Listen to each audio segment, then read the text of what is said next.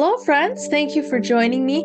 Today, my guest is John Harrigan, and he has past life memories and he has had a near-death experience. But before we dive into the interview, I would like to offer a trigger warning for suicide and disturbing scenes from a bad drug trip that he went through right before his near-death experience. Thank you for watching. Let's get into the interview. Hello, John. Thank you so much for joining me today.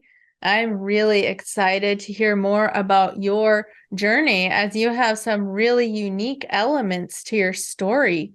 So thank you for being with me. I'm really looking forward to diving into this conversation.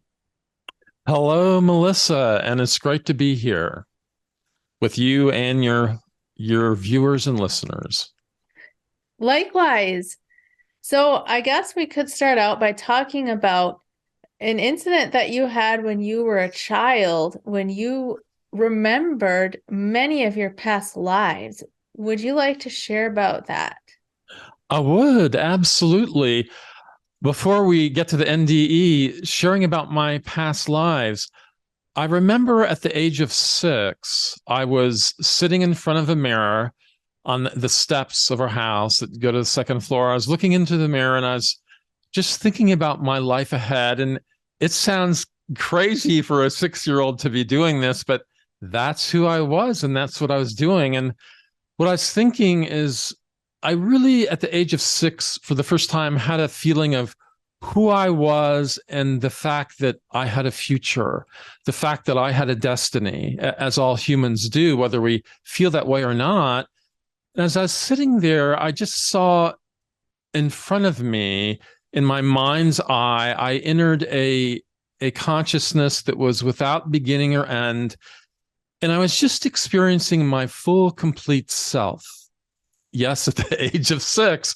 And I saw about 1,600 lifetimes, give or take. I didn't count every single one, but it seemed to be about 1,600 lifetimes. And I could see every lifetime at one time. I could experience all the lifetimes as though they were alive. And that's who I was.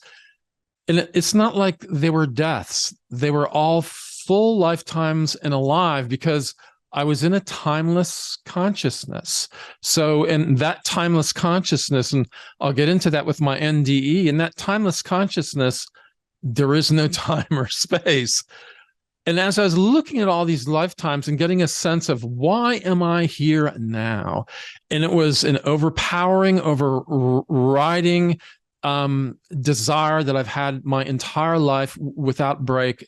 It's in this lifetime, I wanted to finally get it right. I wanted to grow and know and become all a human being could possibly be. I didn't want to I don't exactly believe in reincarnation, but I keep an open mind and I'm not into, having absolute beliefs, but I didn't want to keep being born and dying and born and dying. I had lived every permutation and combination of a human life many times over, rich, poor, smart, not so smart, and everything in between.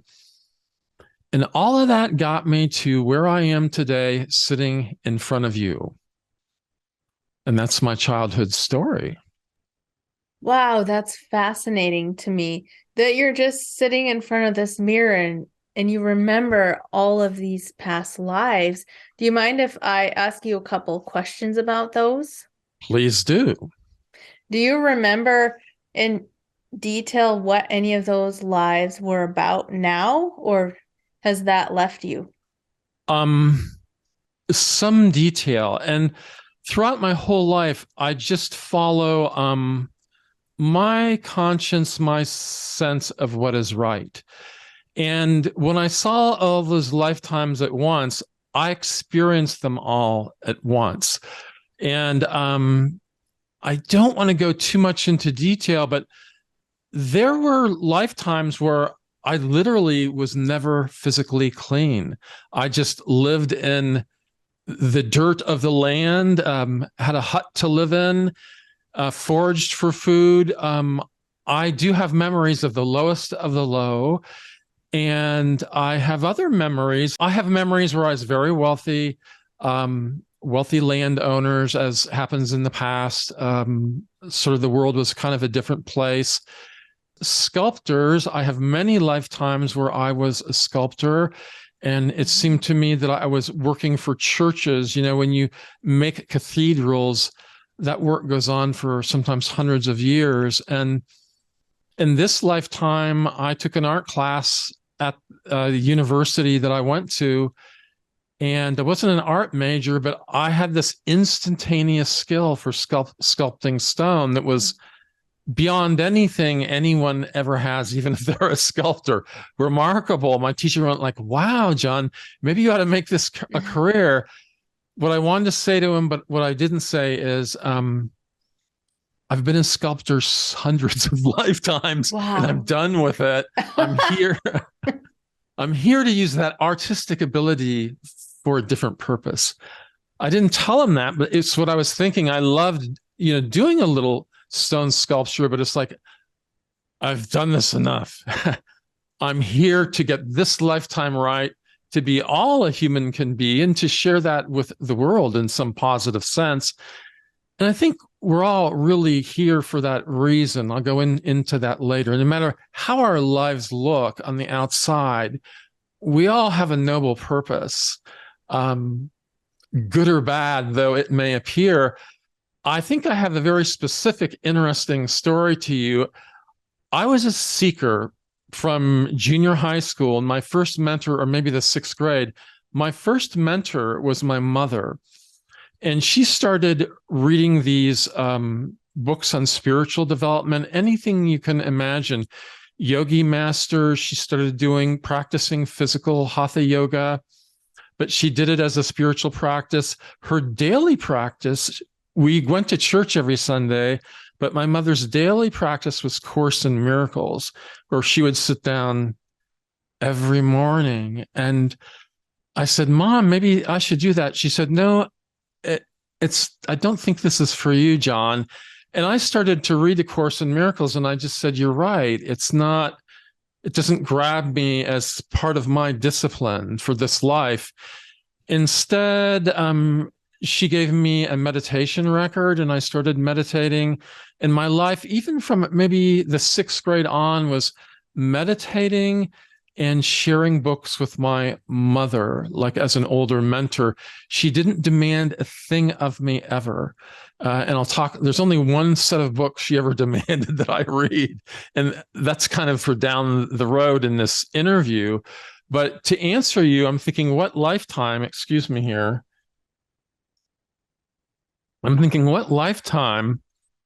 I was progressing spiritually, and I have 3 sisters and no brothers, and my sisters were doing pretty much the same thing as I was in their own way. And when I was a teenager, my 2 oldest sisters were together with me and my mother, and we all started processing past life memories that were just welling up. And one of my memories was being an executioner. And an executioner hundreds of years ago, that was a paid occupation. And there are actually other jobs worse than that. Like if you're working, in a fiefdom or in a kingdom. And I needed to experience it. And it took me time to process that out of me. And what I spent a lot of time doing in my early teenage and later teenage years was processing out lifetimes that were still kind of had a hold on me and were in my way of becoming who and what I wanted to be. Kind of like psychotherapy, but for past lives. And I know some psychotherapists do that. I don't recommend it. I never even talk about it except in an interview. It's like, if that's what's happening in your lifetime, just know a lot of other people have processed past lives. The only significance of those past lives for me is that they made me who I am today. All those lifetimes are who I am today, who's sitting here and who's talking to you. And the executioner is in a nice place today. And that's the most difficult lifetime I had to process. There were other ones, I remembered being my mother's brother who died years before I was born, decades before I was born. I look like him. People would see her brother's picture and they'd think it was me. And I started remembering things about her brother's life. I remembered how he died. He was a mining engineer. He's from the East Coast, went to school there, but he was a mining engineer out west in Montana, Butte, Montana, and he drank too much. Nobody in any of my family that we know of had a drinking problem except this uncle, who was my memory of being, and I had a problem with drinking later in my life, in my young life. He was getting drunk a lot, and one day he just started foraging around, and part of the mind was unstable. He did something and it caved in. I told my mom I could remember the collapse, experiencing it as it had happened to me. And I said, Mom, I said, did your brother die by basically having a spinal cord smashed to smithereens? And she never told me that, and she never talked about it. And she said, yeah, that's how they said he died. His spinal cord was crushed. And I could experience that not in a painful way, but I could experience that as a greater soul where that had happened to me. And that's probably the most definitive lifetime. Often growing up with my mother, and even as a later adult, when we're talking about things, I will start to experience the conversation as her brother and not as John Harrigan today. And I'll say, oh, yeah, da da da da da da. And I'm speaking as her brother and not as myself. And I go, oh, you're not that man today. Is that a good story, Melissa? Yeah, wow, that's fascinating. Thank you for sharing that. Now, you mentioned that you don't believe in reincarnation, and I've heard a number of different explanations from people, like alternate explanations as to why we may remember past lives but not yet believe in reincarnation. Do you have an explanation for why that could be the case? Well, who I am is I never wanted to be a medical doctor, but I like sciences. I like every subject and I seem to do well in them. I found science fascinating. So I took physics, a year of physics, 2 years of chemistry, biology, and some math at the university level. And even in physics today, physicists really don't know what a universe is. Everything that I talk about can fit in with certain physicists' speculation of what life is really all about, but I don't like where I'm coming from. I put aside beliefs in anything because belief stands in the way of personal growth.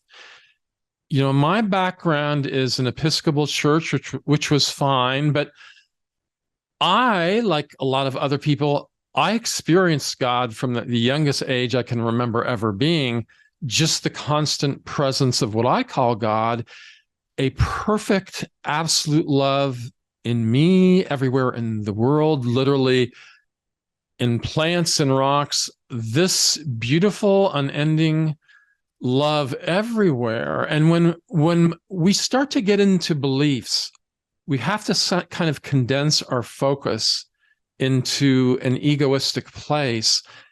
And when I'm working with someone on their own spiritual growth, I don't get into beliefs. I just support wherever they are at that time, fully and completely. But when I talk about my lifetimes, I don't want people to think I'm a Buddhist, I believe in reincarnation, because I don't. We really don't know what it's all about. But when I'm in what I call God consciousness, none of that matters at all, because it's kind of like that's all extraneous stuff, egoistic self-expressions, maybe many universes. I know there's one present theory that everything that can happen will happen or has happened. and every universe that could possibly, it's called the many worlds theory, and it's based on physics experiments, but it's still conjecture. So I like to keep things as open as possible because I'm dealing with other people. Today, before this talking to you, I've talked with other people that are on their spiritual paths where I'm a mentor to them, and I don't want to get in their way. If someone has a belief that's important to them, stick with that, and you can work with that belief, whatever it is, to grow spiritually. That's a round and about non-answer, but very specific answer to your question. Is that enough for you, or is there more question from you? No, I really appreciate that. How you mentioned getting away from beliefs because that's all egoic. And in reality, what's going on, for lack of a better word, is probably far beyond what our limited language and concepts can convey anyway. Yeah, the minute we talk about this eternal, beautiful presence that we're in right now, the more we talk about it, the more it disappears. Because exactly. that pure experience of self with other people, that pure experience of who we are, which is blissful and infinite, the words are egoistic, and words are essential for doing a physical job. I have to pay rent. Most of us, we have to have food today. Words are essential, but they have their place, is the way I would talk about it. Beautifully said. So, John, could you share with us what ended up happening? You had a bad LSD trip that sort of threw you into a near-death experience and a supernatural healing. Could you share about that with us? I sure can. And I'd love to. I was a seeker, even as a 6-year-old, I was a seeker. I wanted to know the truth to life, and that progressed with me. And leading up to this bad drug experience, I was reading books and talking about them with my mother and meditating. And, we all kind of forget maybe how we were at the age of 14, 15.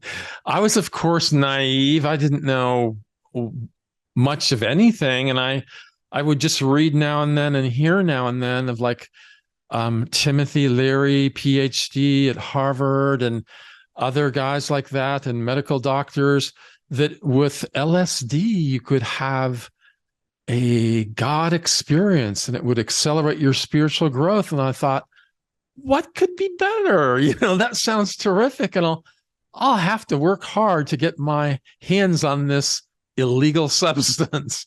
At that time, it was illegal, which meant it wasn't very pure, which meant people were making it, at best in their garage. I did well in organic chemistry and inorganic, but it was really hard to synthesize a pure outcome in lab. But so who's making what in their garage and selling it as drugs?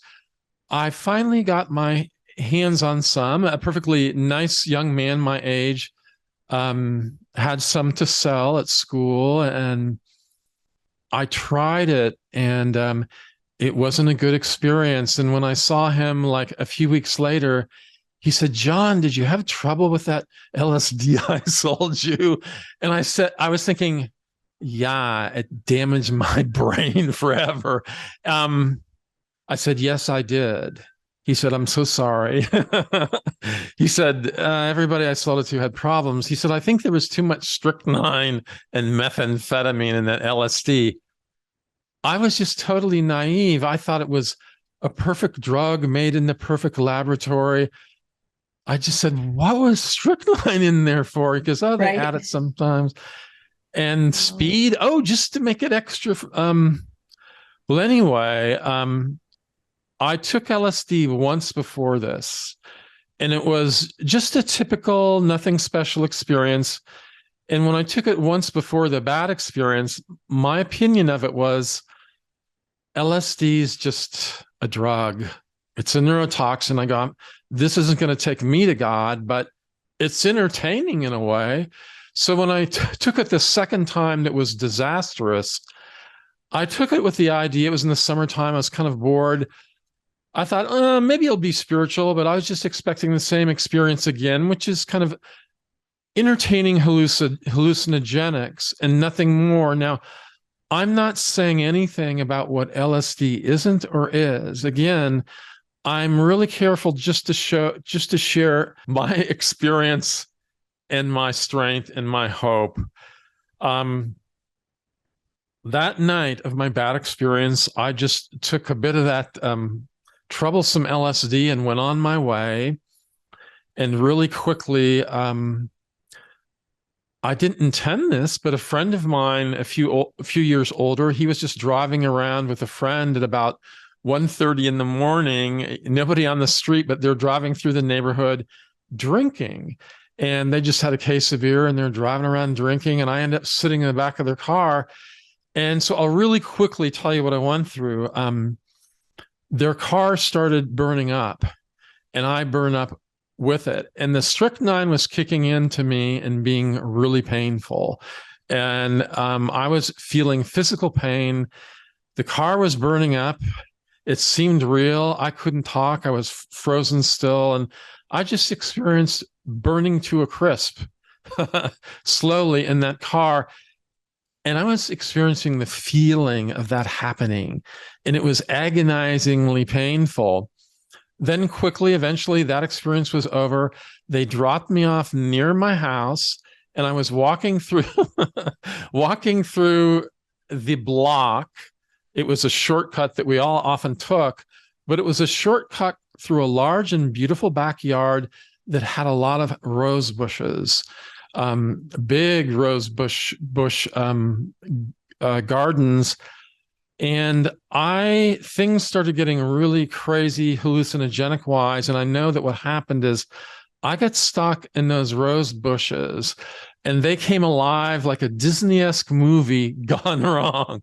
The rose bushes just swarmed over me, wrapped around me. And I was in a lot of pain from the strychnine. And the rose bushes just ripped all my skin apart. I'm going to go quickly through this. I felt it all. Then I was lying on the ground. And then when that experience ended, there was a brief moment of peace. And I went, oh my God, it's over. As soon as I went, oh my God, it's over, bats started descending upon me and pulling out all my flesh from my body, ripping it apart. I could feel all of it. Then when that was over, it was just my skeleton with a bit of flesh attached. I relaxed and I went, oh my God, maybe now it's finally over. As soon as I thought that, and this leads into a first miracle of my life, as soon as I thought that, then worms and insects started coming up through the earth, crawling through my skeleton and eating away. So the fear in my body was growing more and more, and I could feel I had no idea fear could be that painful. It was the strychnine too, and the speed, but it was accelerating into incomprehensible pain, and I could feel my heart beating so hard. And then at that moment, I started to leave my body a bit, and I would say that the person that left my body was the oversoul John. It wasn't the egoistic John here, but it was the oversoul John in my body. And that oversoul, just as it started to leave my body, said, I guess this lifetime is over. Then I went unconscious. And I suppose, I don't know, maybe I was unconscious for an hour or an hour and a half. And I awakened in a beautiful backyard lawn next to the rose bushes. So somehow, some way, I or something else took me out of the rose bushes that I'd fallen into and placed me in a nearby backyard. Perhaps unconsciously I crawled there. Perhaps something or someone somehow took me there. But I awakened at peace in the backyard of an adjoining property. And when I awakened, it was long enough after that bad experience that there wasn't so much LSD and strychnine active. I awakened and I went, Wow, I've been saved. I mean, I could call that the biggest miracle of my life. If I had awakened still in those rose bushes, that trip would have just started going all over again. And I might have died, but when I was near death, to kind of go back to the story, when I was about to die, and I think in the process of dying, something, somehow, some way, I got out of that physical situation to safety. And then I got up and walked home, things still really druggy, but calm. And I went home and sneaked into my parents' house, went up to my bedroom, laid in bed for a few hours, and then the trip finally was completely over. And I got up to go to my summer job, and as I walked down the stairs, all of a sudden I could hear birds chirping in the morning and crickets, and I just felt this whoosh go through my nervous system into my lower brain, and I felt how horribly damaged my nervous system had been, and it was just, oh my God, I'm screwed for life. And that was absolute truth. That's that bad experience. But of course, it led to something pretty good. Wow. Thank you for sharing that, John. And would you like to just go directly into your near-death experience now? Yes. So that experience was pretty tough.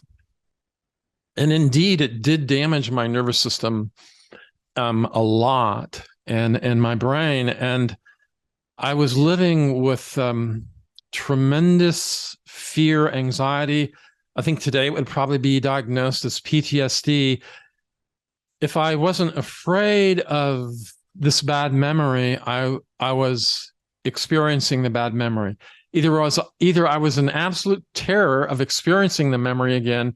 It wasn't like an LSD flashback. I didn't trip again, but the memory itself was terrifying. And I lived with this just bone crushing anxiety, fear, and panic for about a year.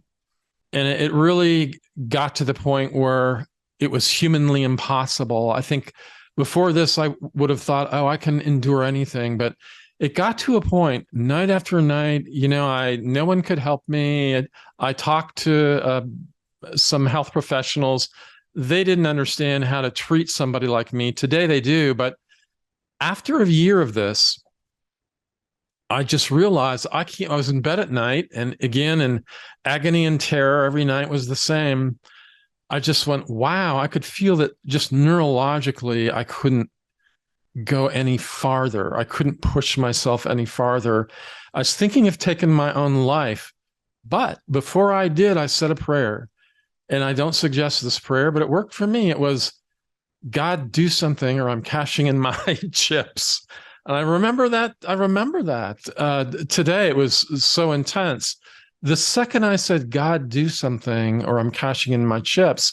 And I had every deliberate volition of ending my life. It wasn't possible to continue it.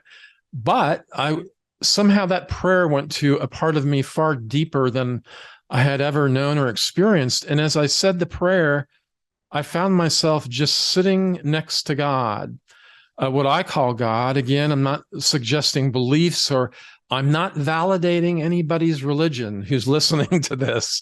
I'm explaining my experience only. I call this God because I was raised in a Christian environment.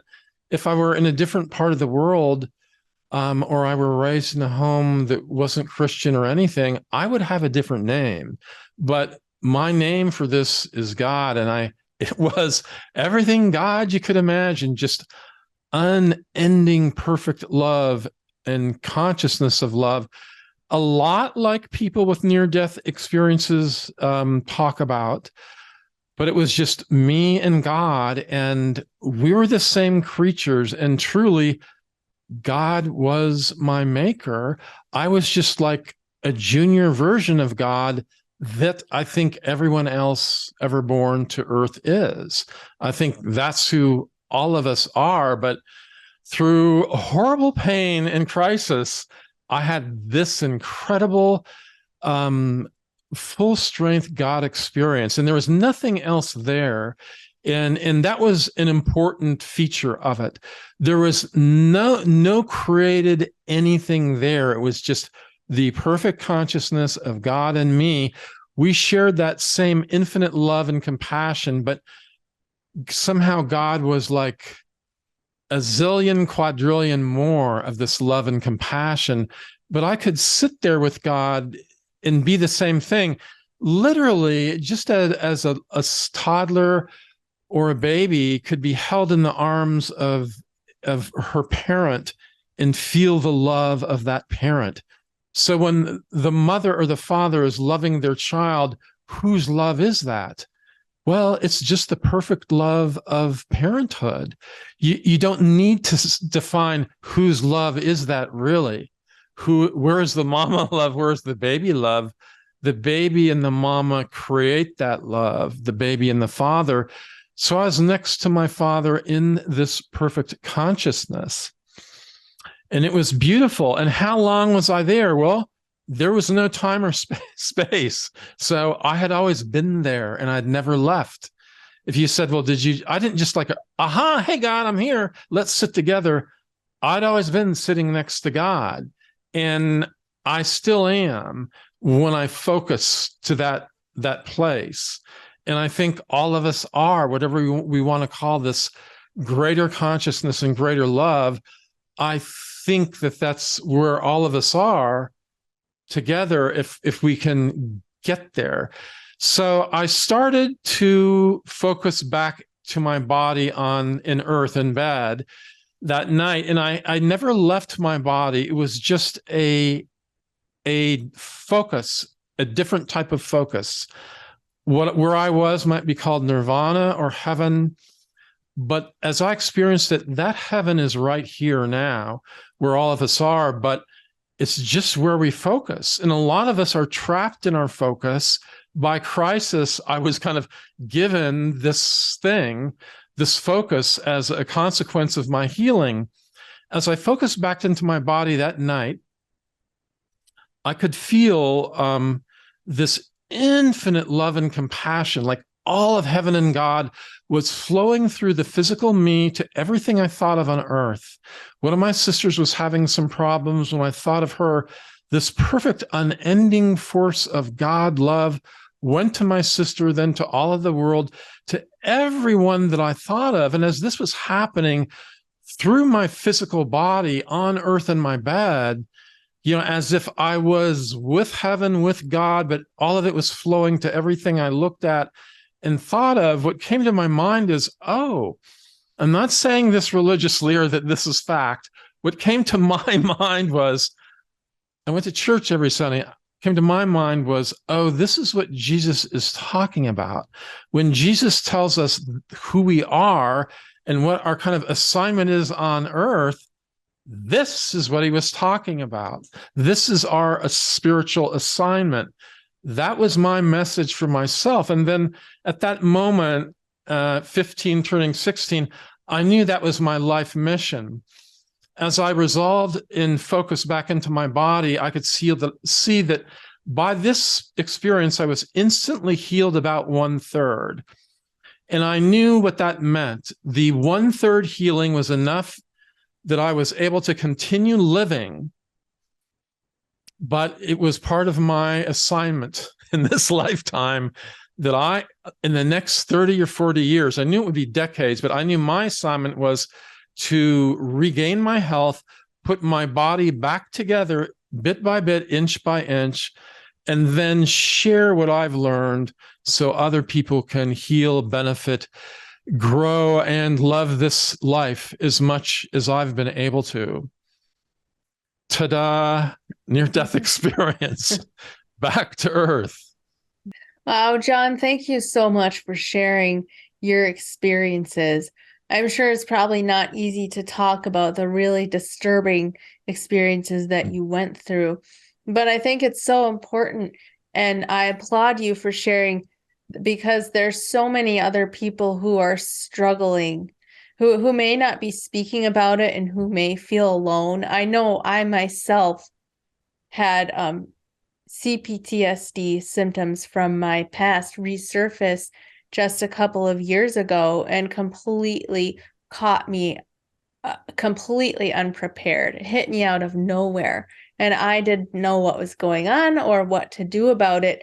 So, for somebody like that, hearing a story like yours can help them to realize I'm not alone. There's other people who have been through this, and there is hope for me to heal. So, thank you for Yes. sharing that. Yeah. And your story is probably similar to mine.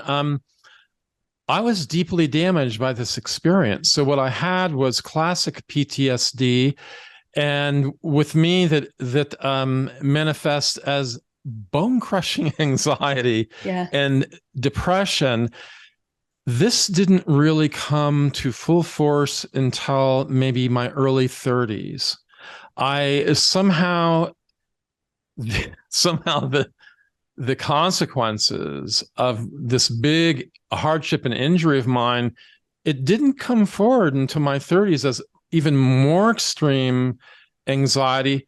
Now, every night after this delightful, that isn't the good word, after this big spiritual moment, after a year after that LSD thing, I would meditate every day about 4 or 5 in the afternoon, maybe for 20 or 30 minutes, and get back to that perfect God place and run that God energy through my brain and my nervous system and my body. I just instinctively knew that, okay, my assignment now is to heal the other 2/3. So meditation became part of my life. But the gift that I got was also the injury or the affliction. And if I wanted to become the full potential of a human being, and we all can, and that's why we're here, how do I get the full joy, the full awareness, the full pleasure of a human being and have something to share and give with this world? Well, that takes a lot of work if your career and business is personal growth. About the early 30s, I became more overwhelmed with this experience than I could handle. And I found myself not sleeping for 2 years. You know, what kind of idiot doesn't go for professional help?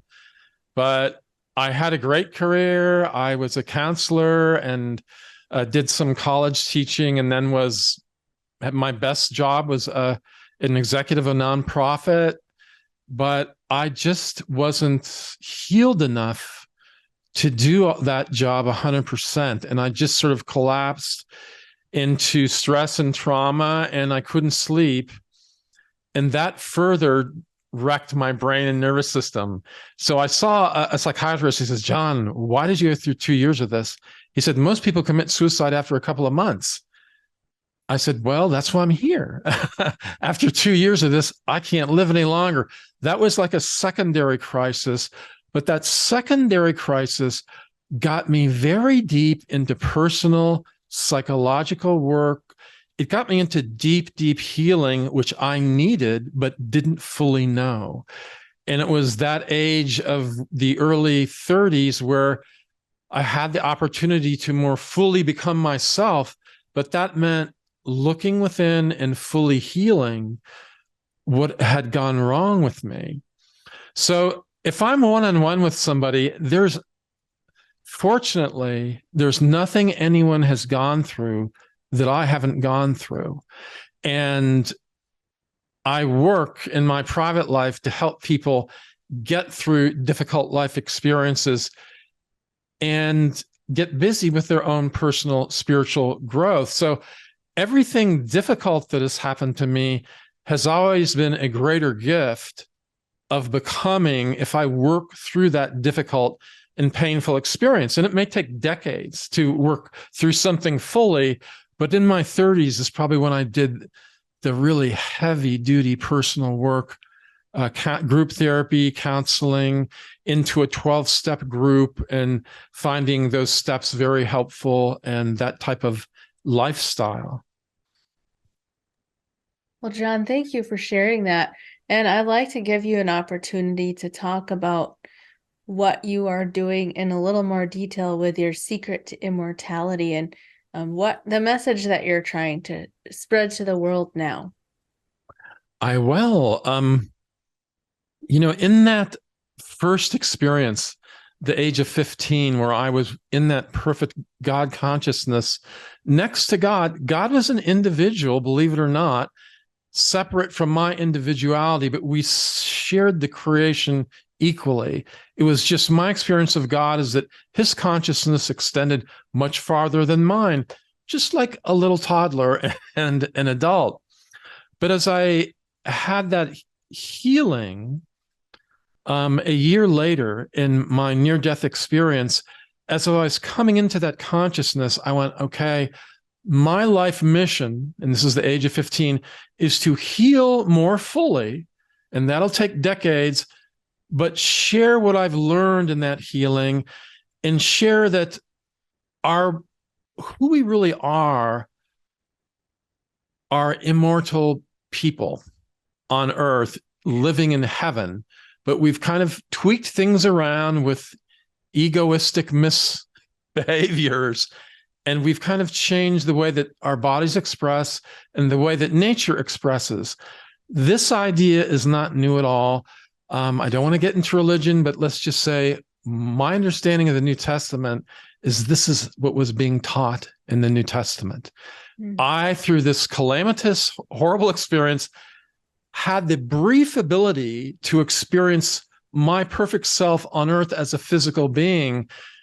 I went, okay, my life work is to progress more and more into this as much as I can and to teach others how to do this.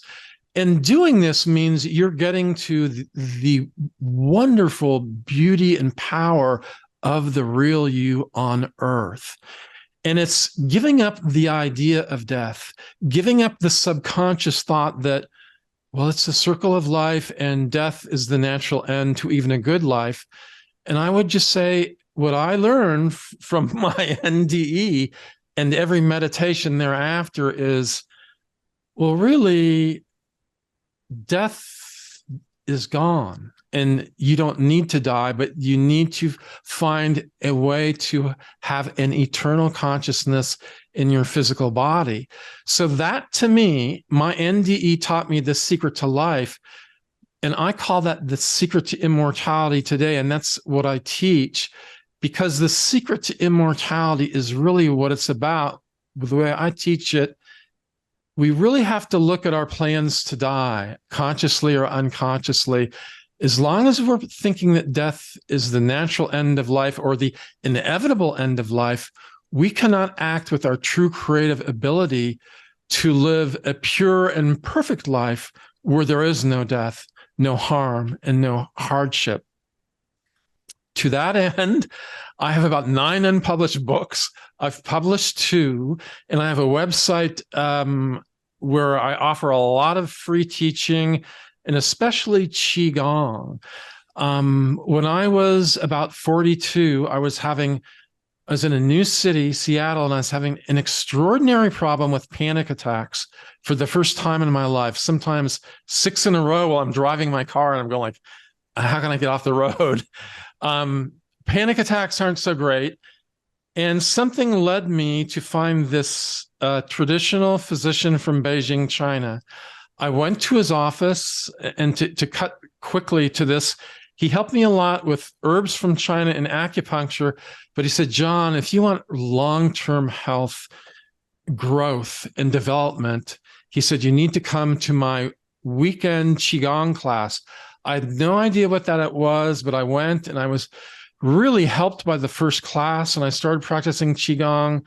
I'm a Qigong master today. I teach this Qigong on my website.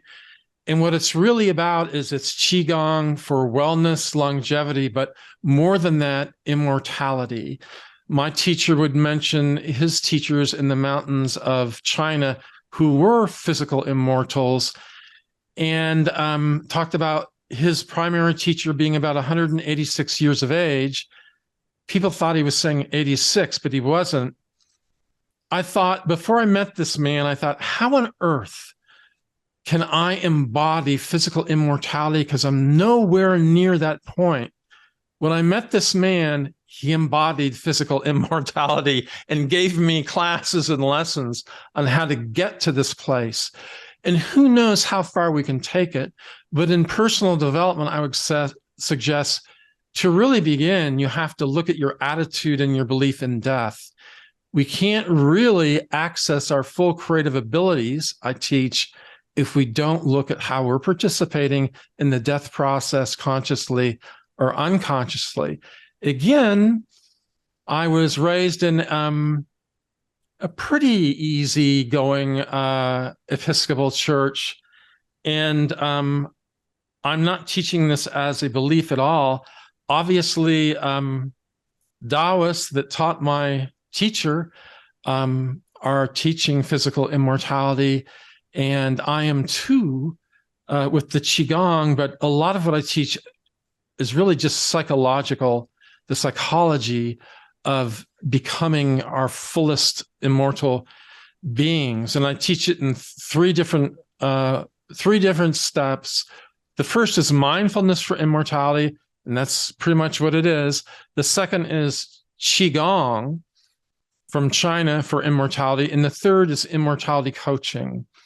I kind of use my background in counseling and my background with the 12 steps and mentoring all together. So that's my life mission, and that's what I do. And that's what's on my website. I'm really interested by what you said about how we have to change the way that we're participating in the dying process. What does that mean? It means that consciously or subconsciously, we believe, and I did in my early life, we believe that death is the natural end of life. Maybe it's just scientifically, that's the end of life, and there's nothing we can do to change, not just ourselves, but the physics of the world. And it's not true in physics. The physics can change. I mean, that's science, but I'm teaching how we contribute energetically and creatively. And with mindfulness for immortality, we get very quiet, and I have an exercise for getting quiet. And we just think about, what is our idea around death? Can we really buy into the fact that we have a creative ability to no longer cooperate with the pull of death? And I suggest, not in a bad way, but there's an energetic pull. When you get together with people that all have the same beliefs, there's an energetic pull to follow their beliefs. So humanity has this energetic pull towards death. With mindfulness for immortality, I just help people think about, how committed are you to dying? And can you envision a different outcome for your life? And as soon as we start to change that, we start creating ourselves in a different manner. You get 2 or 3 people creating themselves together in that different manner. When you get more creating themselves in a different manner, I would just say this is all Jesus was ever teaching. Nothing more or nothing less.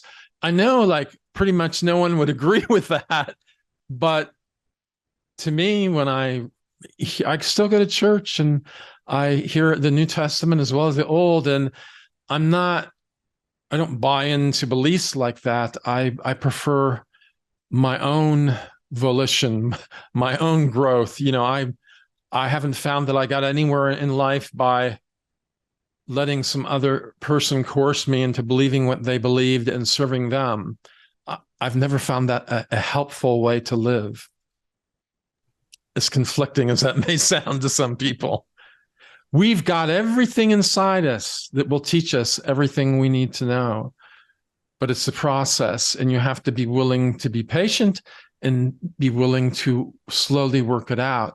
It's very appealing to hear somebody say, this is the way it absolutely is, and say, oh yeah, and they've got 1,000 people around them believing that, and you get sucked into that belief system that may be completely erroneous, but you get sucked into it, and you really get taken out of your soul. And at some point, you have to get back into your own self, your own decisions, and your own journey, and who and what will help you with that. And that's what I seek out. Any more questions, Melissa? I have one more question for you if you have time. I have all the time you need. Okay, one more question. So you talked about how, even from the time you were a young child, you wanted to get this lifetime right. So from your perspective now, after everything that you've gone through, how do we get this lifetime right? Well,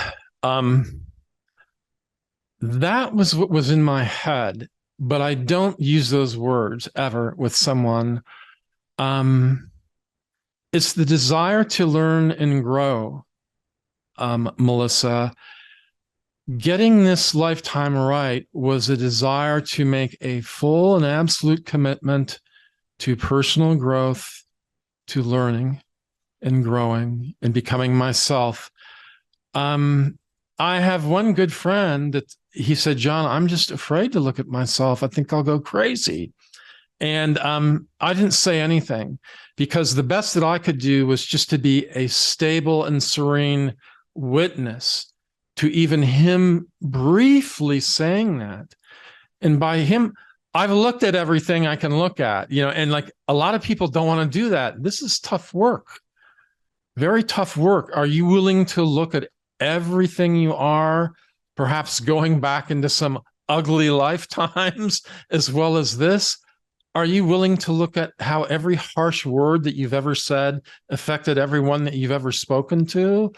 It sounds overwhelming, so I don't really go at it that way, but I was born in this lifetime with a will and a purpose to face everything that could possibly be faced.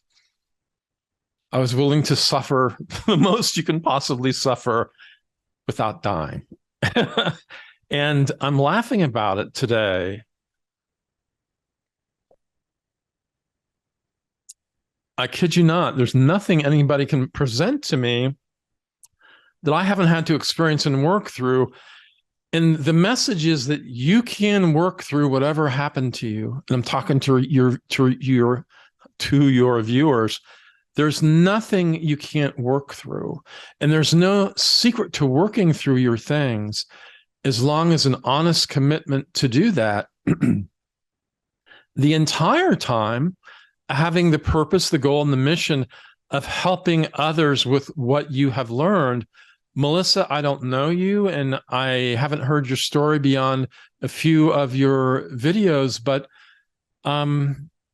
why are you here today, Melissa? Just to be of help to other people. You've worked through difficult things that you've shared on your videos, and you're here today. The most horrible, I don't know if that's, you can say that grammatically, the most horrible things that have happened to any of us, we can live through them, work through them with help. And part of my struggles is learning how to accept help, learning how to ask for help and find help. That's the only reason I'm here today, is to be of service to mankind and anyone I encounter. We all have the most magnificent gift in the world. It's who we really are. Everybody senses that it's there, but it's kind of a struggle to find out, how do I get there in a safe and reasonable manner? Therapy, 12-step groups have both helped me, and a little bit more of things. I also had a mentor when I was about 16, where she was going through what she called translation. She was going through her own immortality process, and she really, really helped me. That's when I bought into this immortality consciousness. And she said to me one time, she didn't teach anybody, just without going into the story, it's lucky enough to come cross into her life a few times. And she said, John, you have what's in you for a life developing slowly into physical immortality. Now, I don't know how far I'll get with that in this lifetime, but at least I've come a long way by fully intending the perfect life on earth being, while at the same time being very flawed. And that's another interview. But nobody's perfect. And if you're looking for the perfect person, you need to be looking for that in yourself, not somebody else. Well, John, thank you so much for being willing to have this conversation. I just feel so honored to have been able to hear your story and be part of what you're doing. So thank you again. I've really enjoyed this.